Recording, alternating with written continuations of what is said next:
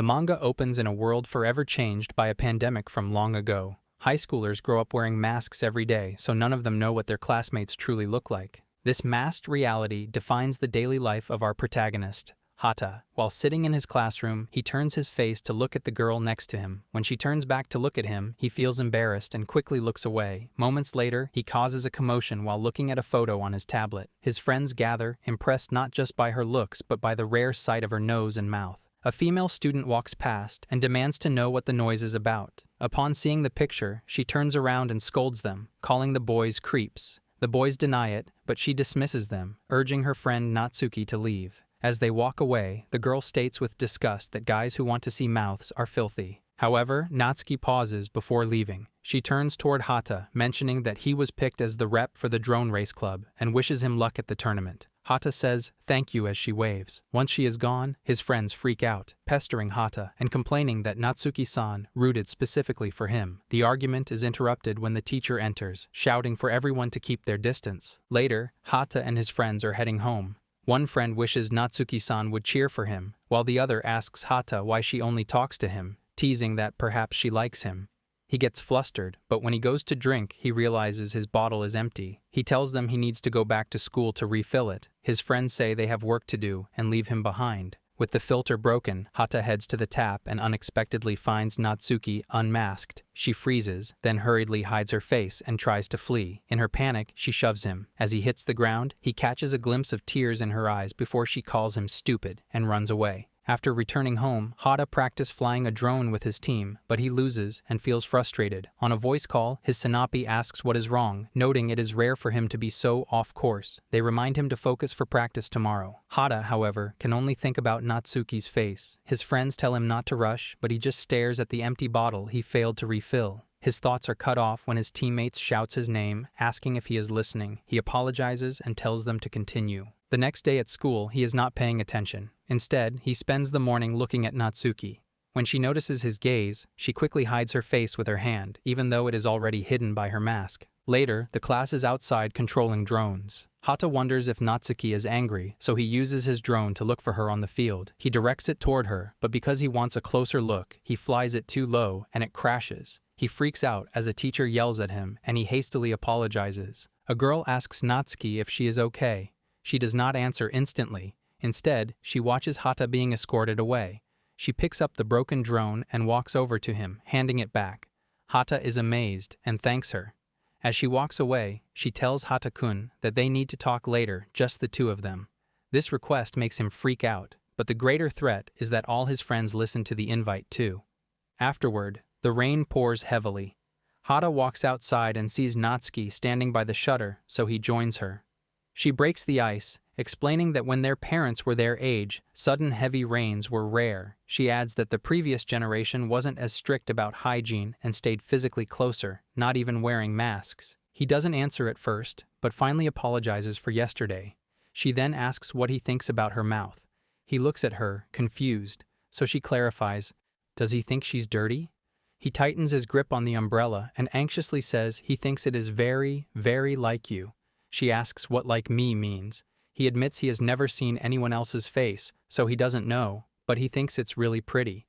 She turns to him, then looks down, pressing her fingers into her arm in nervousness. She asks if he wants to see it again. He blushes and practically panics, but says yes, he does. She responds with a challenge. Then show me your face in return. The story shifts to Natsuki at home. While watching a movie, a romantic scene causes her to blush furiously. Curious after seeing that scene, she asks her parents at dinner if people really used to eat and talk without masks. Her father confirms that it was completely natural and not embarrassing at all. However, her mother scolds Natsuki, reminding her not to talk while eating. She falls silent, but her mind drifts away, replaying the intense encounter she had with Hata in the rain. In a flashback, we return to that moment. Natsuki insists that the risk of showing faces shouldn't be one-sided. Hata hesitates, noting that people might see them. She argues that everyone has their umbrellas raised against the rain, blocking their view. Just as she says this, a passerby glances at them, proving Hata right. Undeterred, she takes matters into her own hands, grabs his umbrella, and opens it directly in front of their faces, creating a shield so no one can see. Handing him a second umbrella to hold, she asks if he wants to see her mouth again. Hata pauses, self-consciously mumbling that he isn't handsome, but she dismisses his insecurity. Slowly, he lifts his hand and lowers his mask. Natsuki's heart races. When he finally reveals his full face, the impact is too much for her. Shocked by his appearance, she slips on the wet pavement and falls. Startled, he drops the shield umbrella and quickly pulls his mask back up, asking if she is okay. Back in the present, Natsuki is still acting strange after the encounter. She tosses her wet clothes into the dryer and heads to the shower, her mind still racing. The next day at school, Hata deals with his own chaos. His friend shows him a photo on a phone, claiming an app has predicted what Natsuki looks like beneath her mask. He demands Hata's opinion. He hesitates, admitting the prediction looks a bit off. The friend snaps, demanding to know what he could possibly understand about lips, accusing him of trashing his imagination. Hata quietly mutters that he has seen more than that. A female classmate overhears this and sighs, noting, "There they go again." Just then, Natsuki walks by, announcing she is heading to the restroom, briefly catching their attention. Hata's friend doesn't let up, shouting to know whose lips he has seen, clarifying that family doesn't count. Hata tries to use his cousins as an excuse, but the friend isn't buying it. Thankfully, Hata is saved by his smartwatch vibrating. It is a text from Natsuki asking him to meet her at the staircase landing. He heads to the stairs, where Natsuki is waiting. She immediately asks if he told anyone about what happened. When he denies it, she drops a bombshell. She wants them to go out together. He is shaken, promising he will if she thinks he is good enough. Natsuki realizes she hasn't explained the plan yet. She asks if he has ever heard of a picnic. When Hata looks confused, she explains the concept, recalling a memory of her father telling her that eating in a park was the only date he could afford in the old days. He realizes the implication. A picnic means eating in public. Natsuki confirms this. He asks if she will prepare sandwiches. She agrees but looks nervous, suggesting they should just buy food to avoid getting sick from poor hygiene. He reassures her, saying home cooking is customary for a date.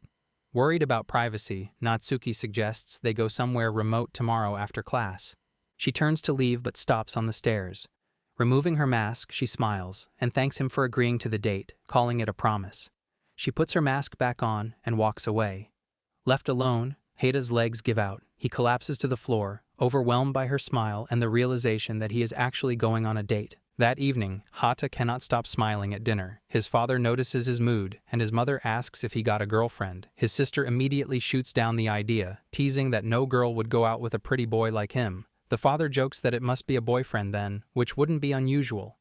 Hata ignores the teasing, simply thanking them for the food. Meanwhile, Natsuki is up at 4 a.m. She heads to the kitchen, calculating she has 2 hours before her mother wakes up. Donning a mask, gloves, and an apron, she begins her mission. She boils eggs, succeeding on her first try, and carefully makes the sandwiches according to a recipe. Exhausted but proud, she sits on the sofa at 5:30 a.m., happy that the food turned out well. However, she accidentally falls asleep. She is jolted awake by her mother, who scolds her for sleeping on the couch. Natsuki is confused until she sees her mother holding a plate with a half-eaten sandwich. Her mother asks if she made these for breakfast.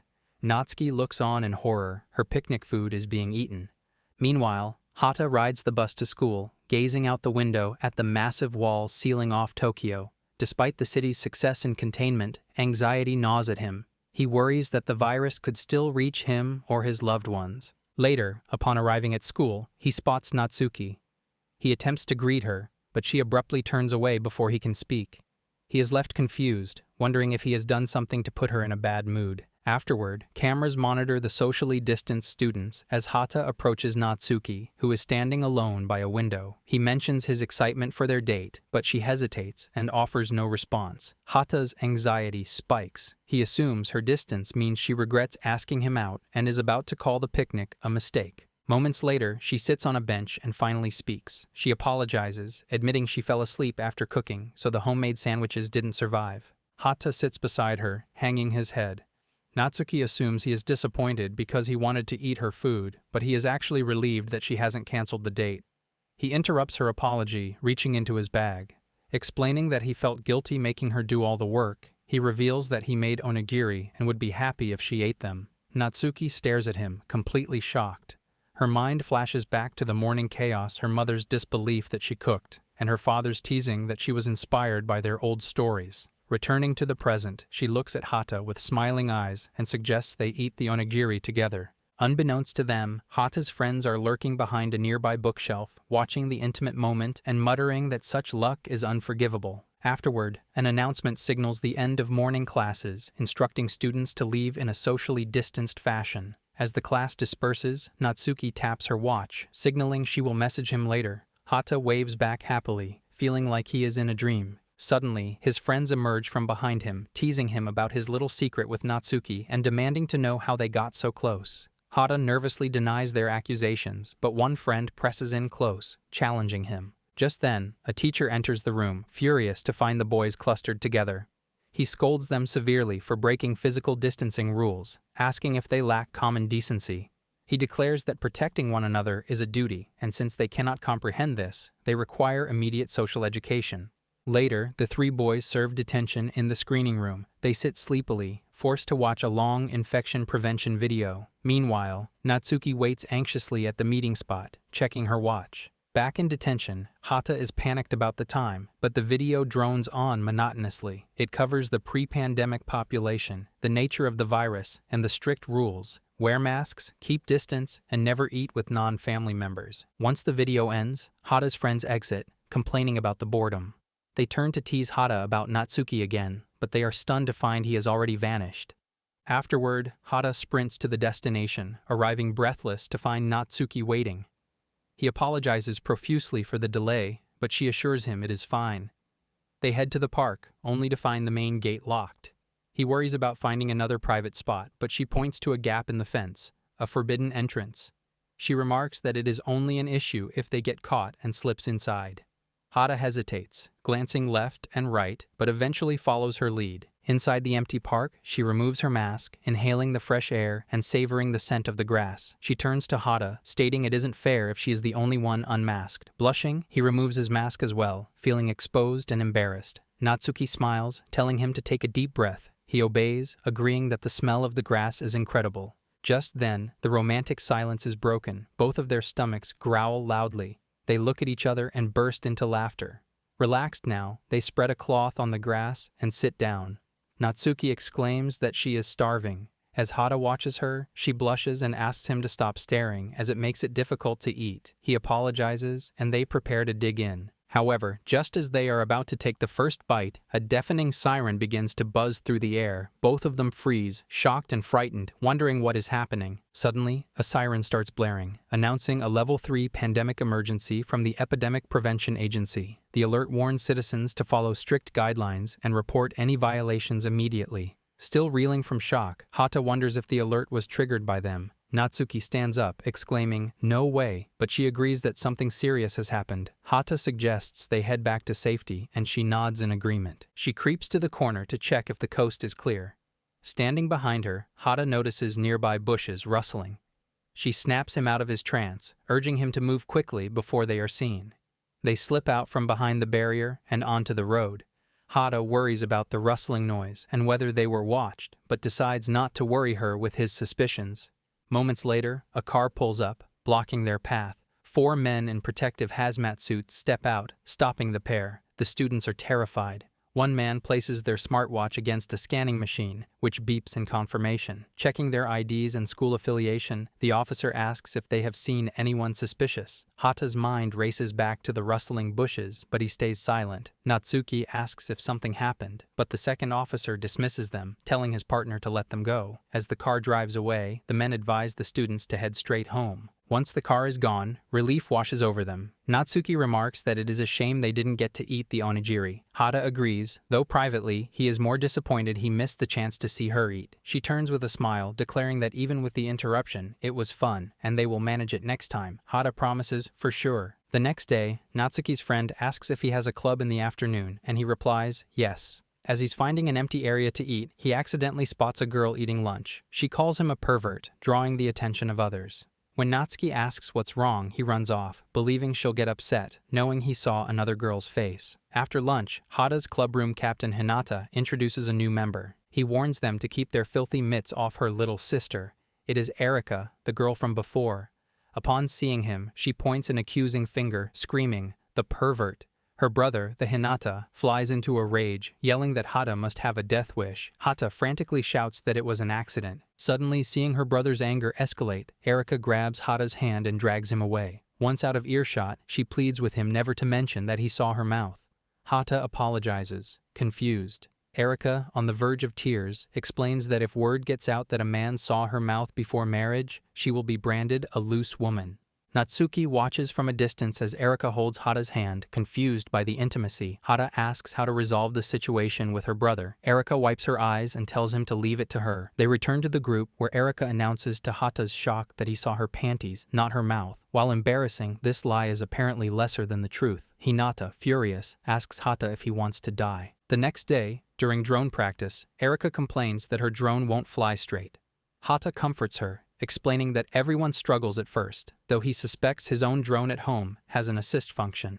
She sighs, expressing her desire to fly as well as the others.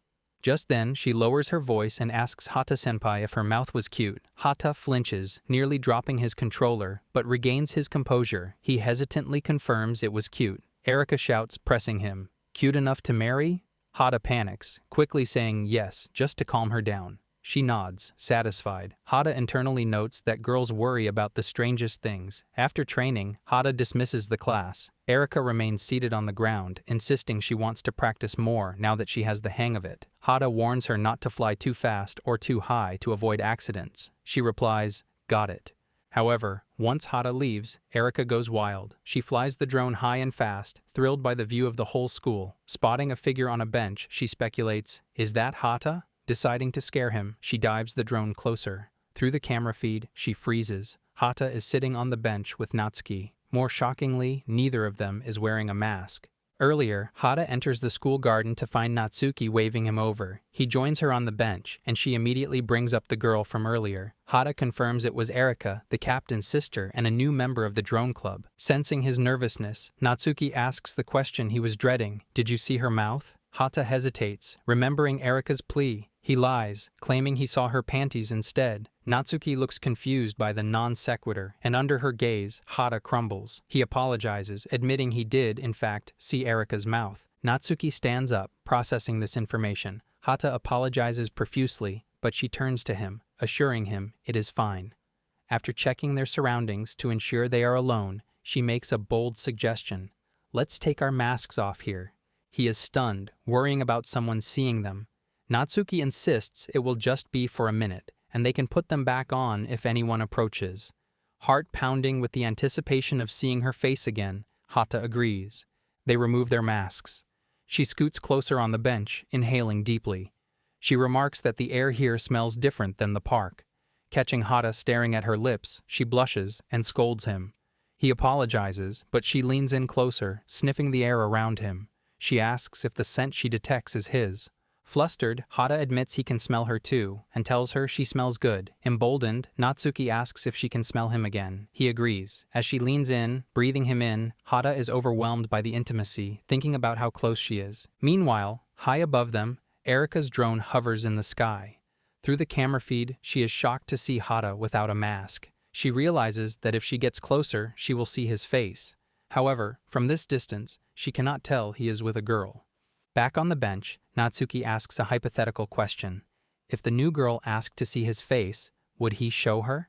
Hata shakes his head firmly. He explains he wouldn't, because he is her boyfriend, not Erika's. Natsuki pulls back, amazed. She asks, "How are you my boyfriend? When did we start dating?" Hata argues that they went on a date. She corrects him, stating that the picnic wasn't supposed to be a formal date. Just then, the conversation is cut short.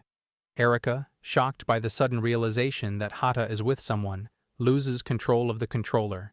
Her hands shake, and the drone plummets, crashing violently in front of the couple. Startled, Hata walks toward the wreckage. Natsuki asks whose drone it is, and Hata suspects it belongs to Erika. He realizes she might have seen them. Wanting to protect Natsuki's privacy, he tells her he will go speak to Erika alone.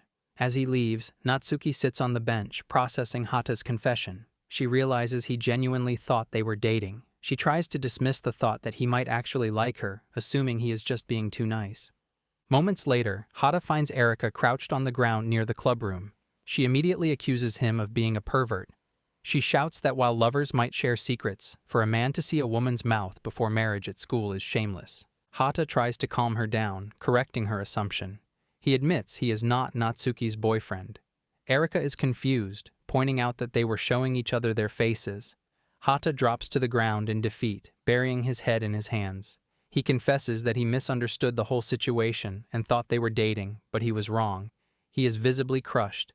Seeing him sad, Erika softens. She walks over and bends down, telling Hata-senpai not to get down over one failure. She declares that she will go on a date with him to cheer him up. Hata looks up, confused. Erika clarifies that he shouldn't misunderstand. This doesn't mean they are dating. She adds a condition. He has to take the blame for the broken drone so her brother doesn't get mad. Before he can agree, she taps her smartwatch against his to exchange contact info. She walks away, telling him to keep his Sunday open. Hata is left wondering if it is okay to feel relieved by this turn of events. On Sunday, they meet at the station. Hata arrives late, apologizing for missing his train, but Erika drags him along to the local aquarium. Inside, they are mesmerized by the massive tanks. Hata wonders what the fish are thinking as they watch the humans. Erika drags him from tank to tank, showing him the lords of the sea and the penguins. Afterward, walking down the street, Erika asks if he had fun. Hata admits he feels cheered up. Erika boasts that everyone feels better around her. Suddenly, her competitive side emerges. She asks who is cuter, Natsuki or her. Hata hesitates, trying to be diplomatic. He says he thinks they are both cute, as he only saw each of their faces for a second. Erika presses him, asking if he could tell who was cuter if she showed him her face again. She admits that through the drone camera, Natsuki looked cute, and she wants to know how she compares. However, their conversation is interrupted by a commotion. A group of protesters marches down the street. A man takes off his and a girl's mask, then shouts, "This world no longer needs these masks. Let's take back our maskless world." Hata recognizes them as an anti-mask demonstration. Erika notes with alarm that they are forcefully taking masks from bystanders. Sensing the danger, Hata grabs her, urging that they need to get out of there immediately. The situation escalates quickly. The crowd grows aggressive, chanting slogans about removing masks. Erika feels unsafe and hides behind Hata, noting that the shouting protesters are unmasked. He agrees they need to leave, and they try to squeeze their way through the chaotic mob. Suddenly, a hooded man approaches Erika from behind, sneering, "Show me your face, princess." He reaches out to grab her mask. Hata immediately steps in, pushing the man away to protect her. However, the man doesn't even flinch. He grabs Hata by the collar and effortlessly lifts him into the air. Erika screams in terror. The man mocks our lad, asking, "Why don't you show your face, tiny boy?" Just then, a gunshot rings out. A masked officer kicks the attacker, sending him and Hata crashing to the ground. Erika rushes to him, asking if he is okay. The rescuer, a guard from the Epidemic Prevention Agency wearing a gas mask, checks on them. He is not alone. A whole squad of officers armed with guns and masks has arrived. The protesters scatter in fear as the guards detain the aggressors. Erika, trembling, realizes they are using rubber bullets, but the violence still terrifies her. Moments later, the guard ties up the hooded attacker, noting that only a Sagara-san could take the giant one out in one hit. Watching the threat neutralized, Erika whispers that she is so relieved that her knees are giving out. Afterward, Hata and Erika hide behind a closed shop to catch their breath. He asks if she is feeling better. She admits she has never been so scared in her life. He offers to get her a drink, but as he tries to stand, she grabs his hand and pulls him into a hug. Hata freezes, flustered by the sudden contact. She pleads with him not to leave her alone, just for a minute. Hata thinks that at this rate, his knees are going to give out from nervousness. Breaking the silence, Erika tells him he was really cool back there. Hata assumes she means the EP guard, but she corrects him. She explains that even though he is short, he stood up to a giant without hesitation. She never thought he had that kind of bravery. He thanks her, unsure how to react. Erika decides she wants to do something to thank him. Despite her embarrassment, she offers to show him her mouth. Hata panics, stammering that he isn't a pervert, but she insists it is her choice. She begins to lower her mask, but her hands tremble. She suddenly stops, realizing she can't do it. Her heart is pounding too fast. She apologizes, saying, "Senpai, I don't think I can do it." Hata tells her, never mind, but she proposes an exchange. She takes out a handkerchief and blindfolds him. Then, she hands him sanitizer to clean his hands. Once he is blindfolded and sanitized, she whispers, "I will let you touch my mouth." She guides his hand toward her face. Hata freaks out as he feels the softness of her lips. In the confusion, his finger accidentally slips inside her mouth. He shouts, "Wait, hang on!" Realizing what just happened, Erica screams in embarrassment and slaps him hard, shouting, "Pervert!" The next day after school, Hata spots Erica with a group of friends. He still feels the sting of her slap, but he also remembers how soft her mouth felt. However, when he passes her, she completely ignores him, pretending he doesn't exist. Later, Hata heads to the bicycle parking area, where Natsuki is waiting for him. She says she wanted to talk about last week. Hata assumes she means Erica and the drone incident, but she clarifies. She brings up the fake dating misunderstanding. She asks, "Should we do it for real? Dating?" Hata is stunned. Natsuki quickly qualifies her statement, admitting she doesn't know if she likes him in that way yet. However, she enjoys being unmasked with him and spending time together. She asks what he thinks about trying it out. Hata looks away, his expression serious. He admits that when he thought they were dating, it was like a dream come true because he has always watched her. However, he firmly rejects the offer. He tells her, "I don't want to date someone just because, or because we might as well." These words cut deep. Natsuki, feeling rejected and hurt, rides her bicycle home furiously. She pedals so fast that her tire suddenly bursts. Frustrated, she spots a bicycle repair shop nearby. She calls out, "Excuse me," but gets no response other than a strange noise from the back. Suddenly, a boy walks out. He is smoking a cigarette. Natsuki freezes, completely shocked by the identity of the guy standing before her. Natsuki hesitates, looking at the man. He asks what she wants. She explains her situation, but he goes out to look at her bike, apologizing that he doesn't actually handle them. She points out the sign says Sagara Cycles. He explains it was his late father's shop. She is disappointed, but he tells her not to look so down, agreeing to fix it since he can do that much. She thanks him. He goes inside, and she watches him. He asks if she is from the generation that has never seen a mouth. She confirms, asking if the object in his hand is tobacco, noting she has seen it in old movies. He rummages through a box, explaining they made it illegal so no one sells it anymore, though it is still available on the other side of the road. Walking past her, he blows smoke in her direction. She tries to wave it away, thinking it stings. He says he is kidding and tells her not to loiter, instructing her to wait in the house. She enters the cluttered shop house, surprised by the real tobacco and thinking he looks like a man straight out of an old movie. She slides off her backpack and sits on the floor, waiting, but eventually falls asleep while crying. Later, he comes in and finds her sleeping with tears in her eyes. He makes coffee and wakes her up. She jolts awake. He offers her coffee, and she accepts, asking for milk. He says he doesn't have any. She pulls her mask down slightly and starts drinking. He tells her to at least take it off when drinking. She slurps, admitting it is bitter but good, marking the first time she has liked black coffee. He wonders if it isn't hard to drink that way. He then announces he fixed her puncture and tells her to get going when she is done. Just then, the earth starts shaking violently.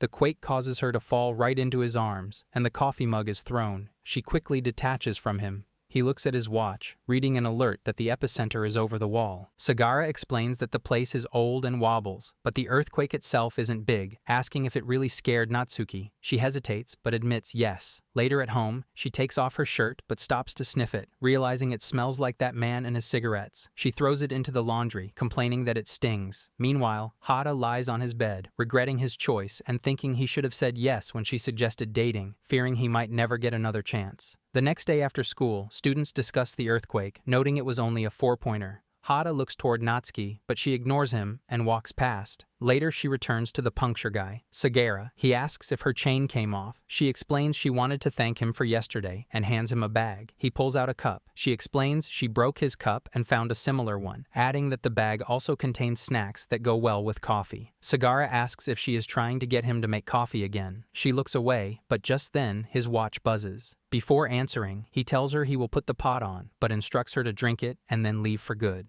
She agrees, thinking he is kind. He goes outside to take the call. The caller apologizes for the interruption on his day off, but reports they finished investigating contacts of the V21 infected man they brought in. Sagara asks how many. After hearing the number, he replies he will be over soon. He returns inside and asks what she is doing. She is holding a broken EPA mask, explaining she was tidying up to pay him back. He tells her not to bother. She deduces he is with the EPA and asks if he really goes over the wall to investigate and got tobacco, wondering what it is like there.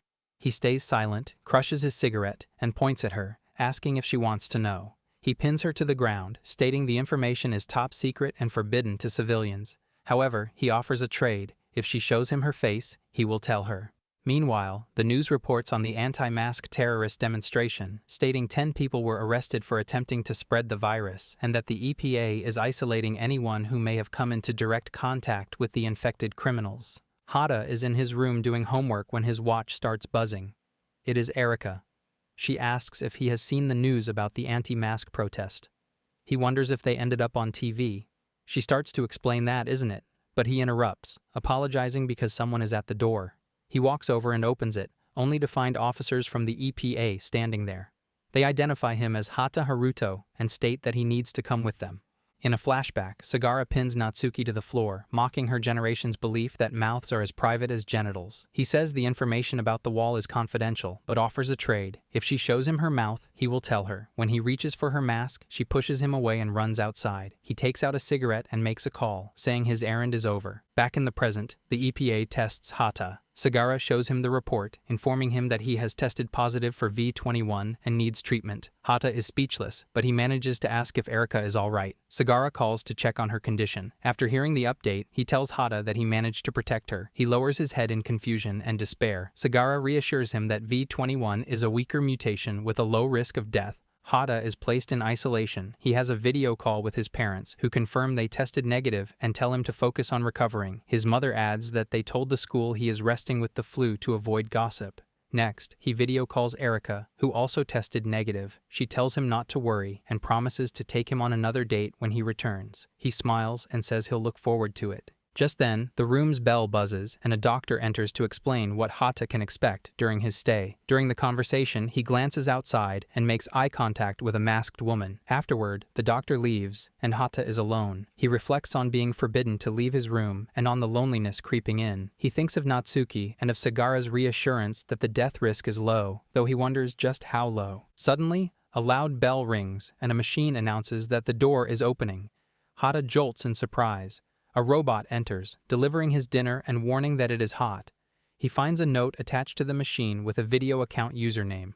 Later, he calls the number and connects with the same woman he saw earlier. She introduces herself as Sheena Nami and suggests they try to get along as fellow patients. Hata introduces himself as Hata Haruto. Sheena is surprised he is only 17. He asks if she has been swapping accounts with others, but she explains she just arrived yesterday and didn't know anyone else was there until she saw him, which made her reach out. She asks if he feels lonely, noting that when friends and family say, "Hang in there," it can sometimes feel even lonelier. She suggests they become friends to support each other, and Hata agrees, feeling understood. Meanwhile, in class, students talk about Hata's flu, wondering why he got it now. Natsuki stares at his empty seat, worrying that it might be her fault.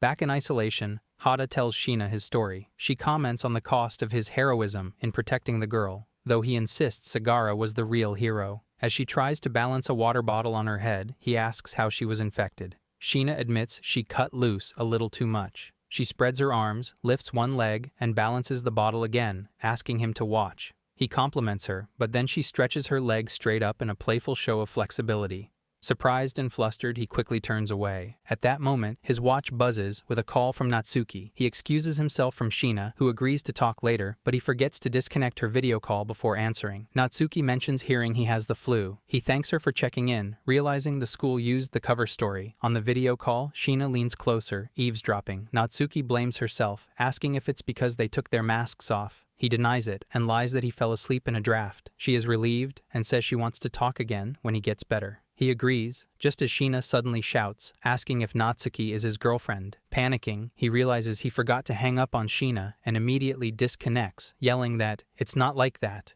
Later that night, he lies in bed, thinking about how he has already been there a week and wondering whether he will get out safely. His tablet buzzes. He gets up and answers Sheena's call. She mentions hearing that someone in the facility is in serious condition. He stays silent, frightened. She then asks if he wants to sleep with her. He hesitates, but she points out he looks scared. He sets his laptop on the bed and asks if that works. She says it's perfect, like they're sharing a bed. She asks if he can feel her, making him panic again. Then, with tears in her eyes, she whispers, "Sheena Nami is right beside you," and wishes him good night. The next day, Sheena wakes up with a heavy cough, stretching her body and complaining that her throat hurts. She asks for Hata's temperature. He checks it, reporting 38.2 Celsius. She notes that's higher than hers, but encourages him to hang in there, saying the worst will be over once their fevers break. Looking out the window, she mentions that before they were born, family and friends used to visit hospitalized patients face to face. He wonders if they wouldn't get sick too. She explains people didn't worry about it back then and were much closer. He falls silent. She asks what is up. He replies that someone else told him that before, remembering Natsuki's happy face. Sheena teases him, asking if it is the person he wants to visit, his girlfriend. He denies it, insisting she isn't. Sheena cuts him off, suggesting they leave their call open for the rest of the day since he can't attend remote classes anyway. He agrees, and she decides to skip too. Meanwhile, at school, Natsuki and her team are practicing running faster than drones. A friend remarks that it has been a week and Hata still isn't back. Natsuki suggests there might be complications. The friend teases her for being worried and setting her eyes on Hata, of all people. Natsuki denies it but defends him, asking what the friend means by "of all people." Afterward, changing back into her uniform, she overhears someone wondering if Hata-senpai is all right. It is Erika talking to Hinata. She mentions that when she called yesterday, Hata said his fever went up, though he claimed he was okay. Hinata reassures her that the risks at his age are much lower. He assures Erika that he will be home soon. She worries because the EPA said there is no treatment for the V21 virus, fearing the worst. He tells her not to worry and to stop talking about it here, lest they get in trouble. Just then, Natsuki rushes over, demanding to know if Hata caught something. Hinata shouts a code word, and he and Erika run in different directions. Natsuki chases Erika, but twists her foot on the stairs and falls. A friend finds her and shouts for help. Erika is confused, but Hinata tells her to leave Natsuki to her friend. Natsuki shouts for them to wait. Meanwhile, Hata watches TV, seeing farm fields and robots, thinking that seeing the world still spinning helps his anxiety. He mutters that without Sheena, he would probably be crushed. He turns to his tablet, where Sheena turns on music and starts dancing, revealing she is a dancer. He tells her she looks amazing. She promises to show him a video later, but suddenly she faints. He panics, asking if she is okay, but then he collapses onto the ground himself as his temperature hits 39.2 Celsius. Through the tablet, he sees doctors in uniforms enter Sheena's room, calling out to her. One of them approaches the tablet, apologizes, and hangs up the call, leaving Hata unable to understand what just happened to her. At night, Sagara finds Natsuki sitting in front of his workshop. He asks what is wrong, reminding her he tried to rip her mask off last time. She replies she knows he only did it to get rid of her. He opens the shutter and enters the shop, telling her to go home. She refuses, explaining a friend caught the V21 virus and asking if he knows where he is held. Sagara claims it is out of his hands, but she pleads, stating Hata is important to her. He recognizes the name, but warns they won't let her in. She admits she just wants to be near him. Meanwhile, Hata feels unwell when his watch buzzes with a call from Natsuki. He answers, and she asks how he is, telling him to look out the window of room 504. He is confused, but she explains she asked an EPA guy she knows and has come to visit. Standing on Sagara's car under a streetlight, she removes her mask and shouts encouragement as Hata waves. Inside the car, Sagara grumbles about the old school act. Hata thanks her, saying that despite the distance, it feels like she is right next to him. She agrees. He watches the car leave, feeling better. Just then, a call from Sheena comes in on his tablet. The next morning, Hata sits on his bed looking out the window when a doctor enters, announcing a relative has come to see him. Hata agrees, holding a small bag. As he walks with the doctor, he glances at Sheena's room, which is empty, and realizes someone is cleaning it with disinfectant gas. Later, back in his room, he finds Sheena on a call. She asks if he is awake. Relieved, he thanks goodness she is awake. She admits she gave everyone a shock by pushing herself too hard and asks about him. He explains he was resting because his fever spiked, but excitedly tells her that Natsuki finally came to visit him. She asks what he means. He explains she was outside the window across the street. She guesses it was his girlfriend. Blushing, he clarifies they aren't like that, but confirms it was her. Sheena calls it wonderful and asks how Natsuki was. He says she seemed happy, noting that even though they can't see or talk to each other anytime, seeing her outside made him feel she was right beside him, far but close. He muses that if she were in front of his eyes now, he would. Sheena finishes his sentence, asking if he would want to touch her. He freaks out, but admits he wants to touch and be touched by her. She assures him Natsuki likely feels the same, meaning their hearts are connected. She wishes she could visit someone too, admitting she wants to come over right now, hug him, and tell him everything will be all right. Seeing him get sad, she laughs, claiming she is kidding and that his girlfriend would chew her out. He smiles. She then asks if he has seen Natsuki's mouth. He freaks out nervously. She deduces he has and asks if he is actually popular. He denies it. She says she gets it, explaining she feels at peace talking to him because he is accepting. He asks if she really thinks so. Sheena asks Hata for a favor. When he asks what it is, she says she wants him to look at her mouth. He freaks out, but she explains her fear of dying with only relatives remembering her face. He tells her not to say such sad things. However, she insists she can only ask him, begging him to remember that a girl with her face existed. She removes her mask and extends her hand toward him. He is amazed and reaches out to the screen as if holding her hand. She smiles but coughs heavily, promising to show him the dance video next time and telling him to look forward to it. Previously, Natsuki asks if Hata will really be okay. Sagara admits he doesn't know, but notes that V21 is a weakened virus, so small amounts usually result in mild symptoms. She is glad, but he throws his cigarette, adding that statistically it is fine, but only God knows who lives or dies. Days pass, and Hata is in the corridor watching a man clean Sheena's room. He asks what happened to her. The doctor refuses to give personal information. Hata insists she is an acquaintance he can't contact, but the man brushes him off. Finally, his quarantine is complete and he is riding in a van with his mother. She mentions hearing it isn't serious for young people but admits she was worried. He looks outside, reflecting that it has been a week since he talked to Sheena. He wonders why he is crying if he isn't sad, questioning if she really existed since he only saw her directly for a moment. Suddenly, he sees a video of girls dancing on a big banner. He shouts for his mother to stop the car. He runs toward the banner, recognizing the dance Sheena was doing.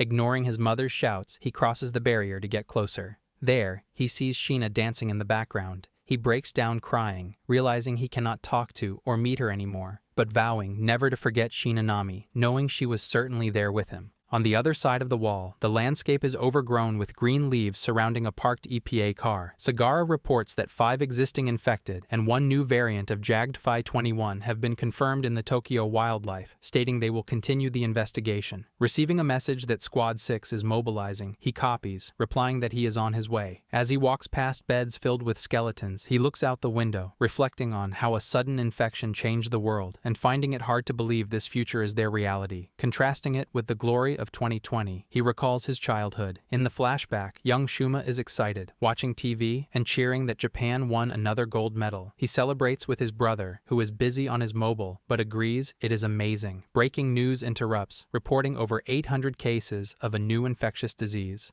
Shuma asks what it means.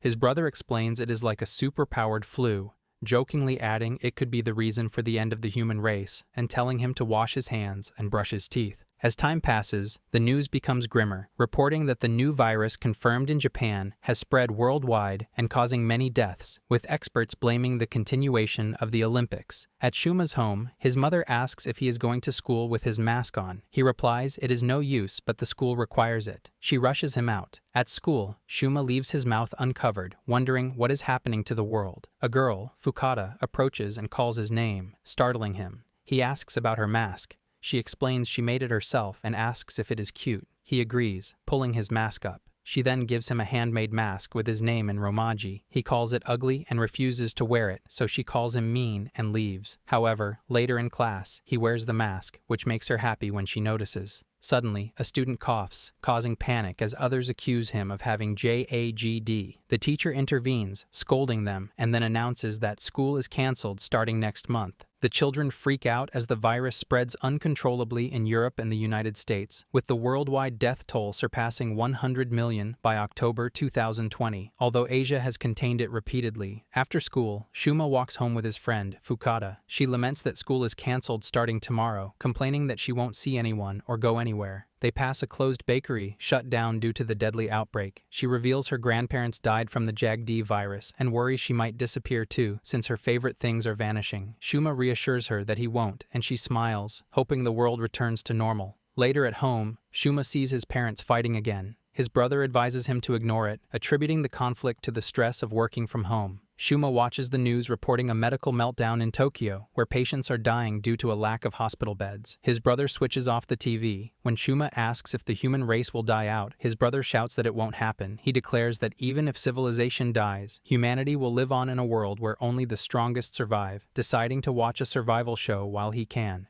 In 2021, a mutant strain emerges in Tokyo, causing massive death tolls and infrastructure collapse. As the news plays, Shuma's family packs their bags. His father asks if they have everything, while his mother checks for symptoms. When he asks if they are going on a trip, his father claims it will be a lovely drive to a friend's place. The family gets in the car and starts moving, passing suffering people. His father notes the highway is blocked and takes the lower road, while his mother worries about gas. As they pass a supply distribution point, he spots his friend, Hata. She waves at him from the street. He asks his mother if he will ever see his friend again, and she reassures him that he will. However, they suddenly hit a massive traffic jam, and his father wonders if it is an accident. The car is stuck in traffic, and father gets pissed. He sticks his head out to see people reasoning with the police and sprints out in anger, shouting to know what is happening. The police warn everyone a full lockdown is in effect and order them to return home. The crowd freaks out, and brother wonders what the old man is thinking. Shuma asks what is going on. Mother decides to help father, telling the kids to wait before sprinting out. Brother follows her. Shuma asks to join, but brother tells him to stay put, handing him a phone to play with.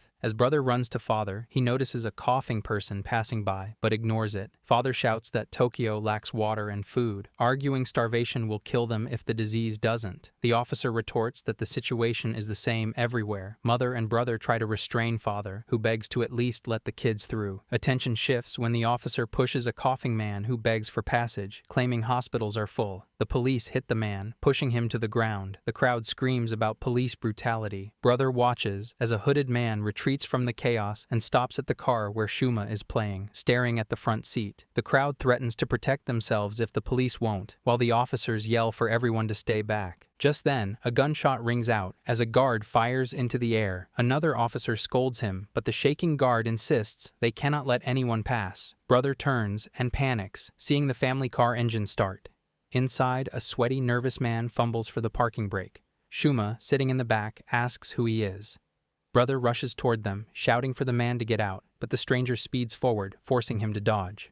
The car smashes through the barrier, crossing to the other side. Father and mother scream in terror, realizing their car is gone and Shuma is still inside. Meanwhile, Shuma shouts, begging to be let out. The man insists it will be fine, and he just needs to go a little further, but he begins coughing violently. Shuma realizes he is infected. Suddenly, the car crashes and overturns. The man is thrown to the ground, motionless. Shuma, miraculously able to walk, wanders down the highway with his broken phone. A car pulls up from behind and stops. A stranger steps out, noticing he is bleeding, and rescues him, putting him into the car. Later, the stranger, Sagara, takes Shuma to his bicycle shop. He and his wife discuss the situation, realizing the boy's family was trying to flee Tokyo when their car was stolen. She suggests contacting the police, reasoning his family must be worried. However, Sagara argues that Tokyo is in bad shape, and calling the cops might just send him back there. Holding the boy's broken cell phone, he regrets that it is busted, preventing them from contacting the family. His wife suggests extracting the SIM card and putting it into another phone to recover the data. He agrees and swaps the card. He notes the phone recognizes it but finds no contacts stored. Just then, the phone starts ringing. Sagara answers, and a voice on the other side asks for Shuma. Sagara introduces himself, explaining he picked the boy off the highway. Meanwhile, Shuma is in the lounge looking at a couple's photo when Sagara rushes in, telling him his father wants to talk. Shuma runs to take the phone. Amazed it is fixed, father asks if he is all right. Shuma confirms he is, but reveals the car thief died. Father says what matters is that he is safe and tells him to listen carefully to what he discussed with Sagara. Afterward, Sagara looks at a family photo that includes his son. Suddenly, the police arrive, stating they are looking for a young boy from a stolen car. Sagara denies seeing anything. The police press, mentioning reports that he is keeping a kid there. Shuma appears, and the officers ask if it is him. Sagara claims he is his grandson. When asked about the parents, he explains they are in Tokyo and sent him here before the virus got out of hand. The officer walks toward Shuma, asking his name. Shuma answers that it is Sagara Masato. Back in the present, Sagara Masato rides his bike, remembering everything he has been through over the past year. The next day, Hata is sleeping, but he feels like Sheena is there. She puts her hand on his, telling him it is time to wake up. He jolts awake quickly, only to realize he is alone.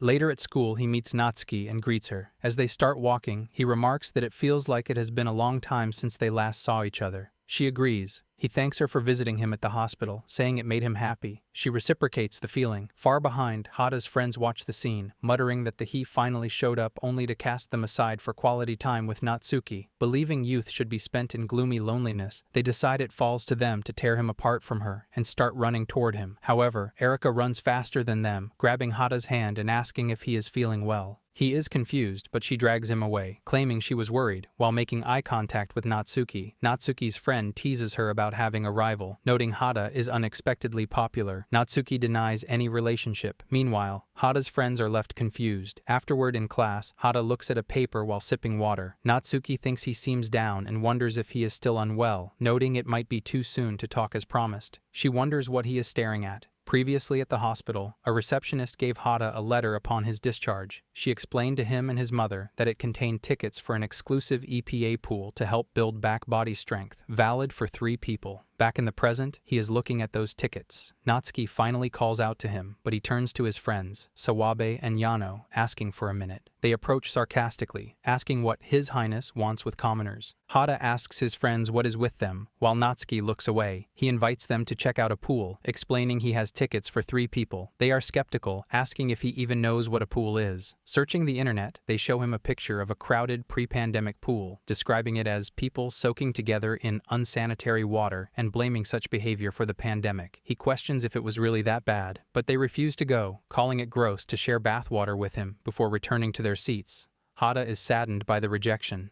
Natsuki, however, thinks she wants to go and wonders if he will invite her. Later at the cafeteria, she approaches Hata, asking about his club activities. He mentions VR practice. She admits she overheard his earlier conversation and offers to go to the pool with him if he hasn't found anyone else. He is shocked, but agrees. She internally confirms that means yes, but verbally assures him that if he had someone else in mind, he shouldn't worry about her. Hata denies it, admitting he planned to go alone, but offers Natsuki a ticket if she wants to come. Just then, Erika interrupts from behind, asking what they are talking about. Hata is shocked. Erika and Natsuki bump shoulders, and Natsuki looks annoyed. Erika asks about the item in his hand. He explains they are pool tickets from the hospital. She realizes he told Natsuki about his quarantine, which was supposed to be a secret. She asks if he was looking for someone to go with, volunteering herself.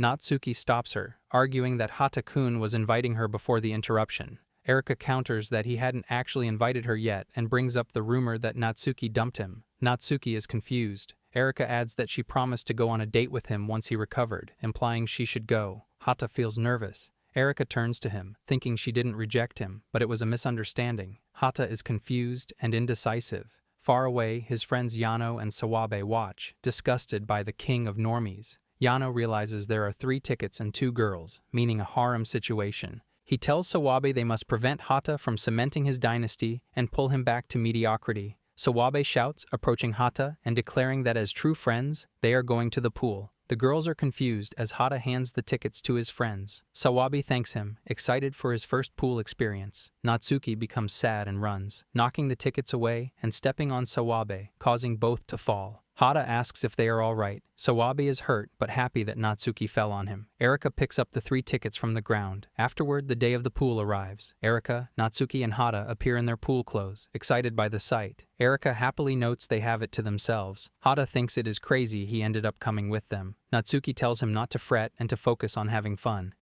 Here I am, know it's been a while. I was in denial about my love. Here I stand, I know I walked away.